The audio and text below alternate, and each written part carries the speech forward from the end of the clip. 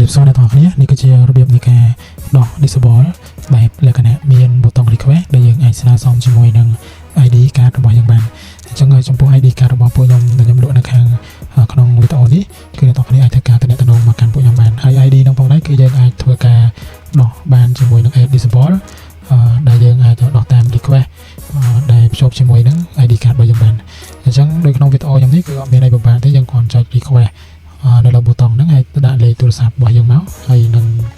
លេខកូដ6ខ្ទង់នៅពេលដែលគេផ្ញើមកអញ្ចឹងនៅត្រង់ចំណុចត្រង់កន្លែងនេះគឺយើងគ្រាន់តែដាក់ទៅលើ ID របស់យើងហើយ ID ហ្នឹងគឺយើងបានភ្ជាប់ជាមួយនឹង file Photoshop មួយដែរដែលឲ្យ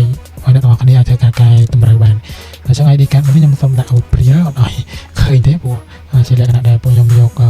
មកប្រើប្រាស់ហើយសម្រាប់លក់ជូនដល់អ្នកទាំងអស់គ្នាហើយតម្លៃក៏សមរម្យផងដែរតម្លៃតាម$25ទេអញ្ចឹងដោះគឺ